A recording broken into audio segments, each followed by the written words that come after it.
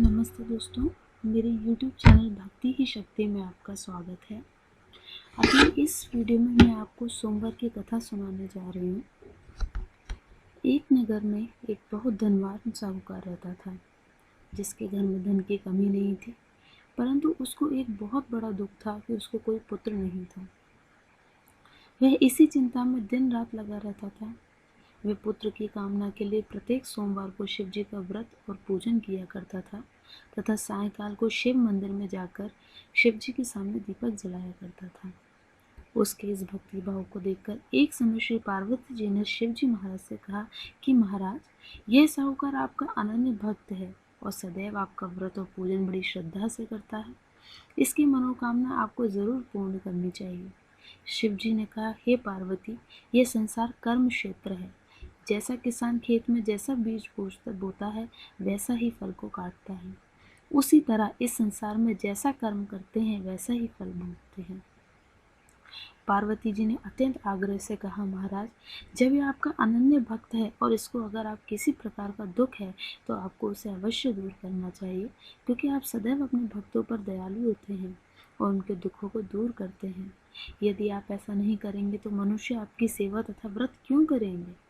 पार्वती जी का ऐसा आग्रह देख शिव जी महाराज कहने लगे, हे पार्वती, इसके कोई पुत्र नहीं है। इसी चिंता में ये अति दुखी रहता है। इसके भाग्य में पुत्र न होने पर भी मैं इसको पुत्र की प्राप्ति का वर देता हूँ, परंतु ये पुत्र केवल 12 वर्ष तक ही जीवित रहेगा। इसके पश्चात वह मृत्यु को प्राप्त हो जाएगा।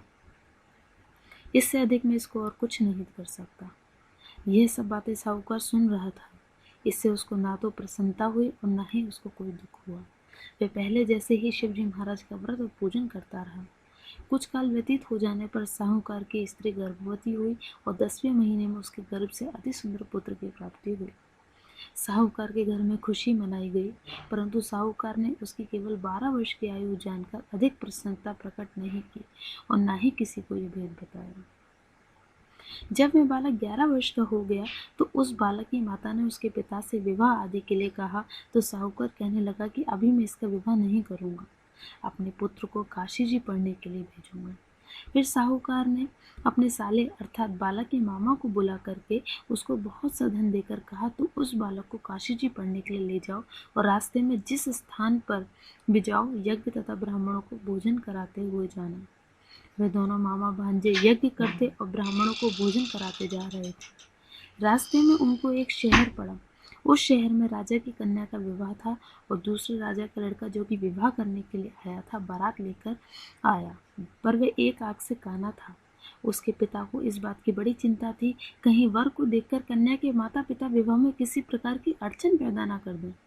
इस कारण जब उसने अति सुंदर सेठ के लड़के को देखा तो मन में विचार किया कि क्यों न दरवाजे के समय इस लड़के से वर का काम चला लिया जाए। ऐसा विचार करके वर के पिता ने उस लड़के और मामा से बात की तो वे राजी हो गए। फिर उस लड़के को वर के कपड़े पहनाकर तथा घोड़ी पर चढ़ाकर दरवाजे पर ले गए और सब कार्य प्रसन्नता से पूर्ण हो गया। फिर वर के पिता ने सोचा कि यदि विवाह कार्य भी इसी लड़के से करा लिया जाए तो क्या बुराई है। ऐसा विचार कर लड़के और उसके मामा से कहा, यदि आप फेरों और कन्यादान का काम भी करा दें तो आपकी बड़ी कृपा होगी और मैं इसके बदले आपको बहुत सा धन दूंगा। और उन्होंने स्वीकार कर लिया और विवाह कार्य भी बहुत अच्छी तरह से संपन्न हो गया। परंतु जिस समय लड़का जाने लगा तो उसने राजकुमारी के चुन्नी के पल्ले पर लिख दिया कि तेरा विवाह मेरे साथ हुआ है, परंतु जिस राजकुमार के साथ तुमको भेजेंगे वे एक आंख से काना है और मैं काशी जी पढ़ने जा रहा हूँ।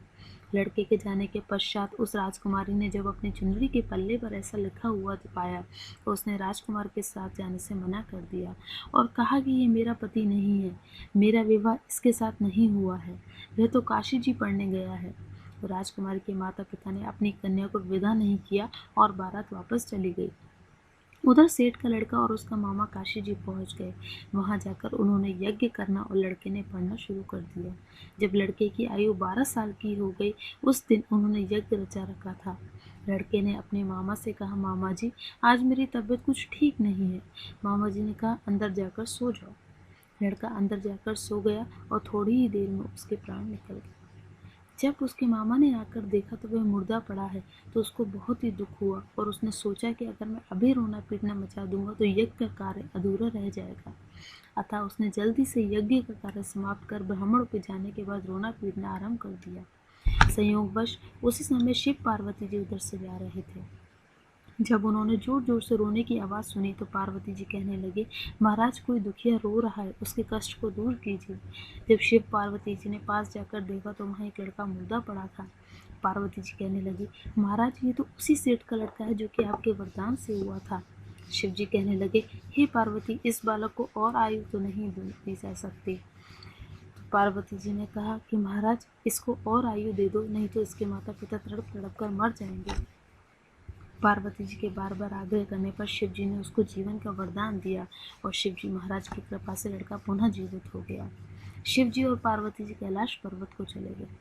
तब वे लड़का और मामू उसी प्रकार यज्ञ करते तथा ब्राह्मणों को भोजन कराते अपने घर की ओर चल पड़े। रास्ते में उसी शहर में आए जहाँ उसके विवाह हुआ था। वहाँ पर आकर उन्होंने यज्ञ आरंभ कर दिया और उस लड़के के ससुर ने उसको पहचान लिया और अपने महल में ले जाकर बड़ी ही खातिरदारी की और दास दासियों सहित आदर पूर्वक अपनी लड़की और जमाई को विदा किया।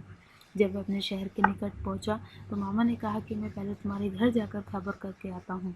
जब उस लड़के का मामा घर पहुंचा तो लड़के के माता पिता घर की छत पर बैठे थे और ये प्रण कर रखा था कि यदि हमारा पुत्र सकुशल लौट आया तो हम राजी खुशी नीचे आ जाएंगे, नहीं तो छत से गिरकर अपने प्राण त्याग देंगे। इतने में उस लड़के के मामा ने आकर ये समाचार दिया कि आपका पुत्र आ गया है, तो उनको विश्वास नहीं आया।